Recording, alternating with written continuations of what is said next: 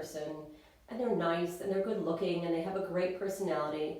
However, they don't always fully get me. We have so much fun together, we have shared values, we appreciate the same kinds of music, laugh at the same things, we're so aligned. I just feel they just don't fully get me.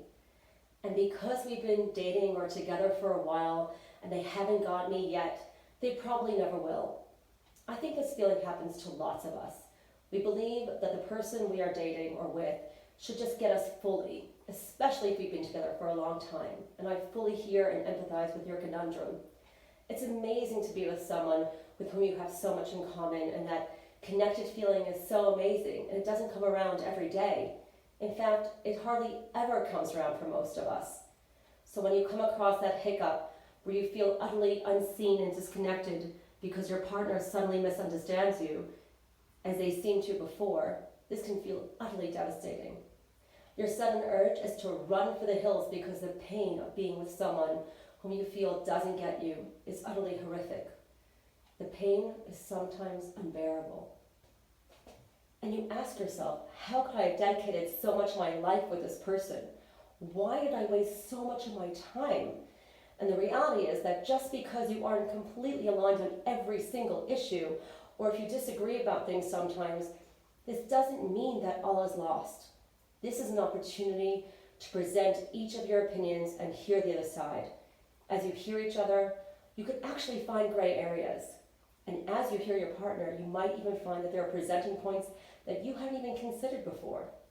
The other thing that sometimes makes us feel our partner doesn't get us is they don't respond emotionally in the exact way that we would like. While it would be awesome to be with someone who always gets us and is as emotionally tuned as we'd like, the reality is that it takes a lifetime to learn how to be emotionally attuned. It takes experience and time to really learn one another. And there's often an inverse correlation between the time that we're together and the attentiveness. And sadly, as we become more and more familiar with one another, we tend to take each other for granted.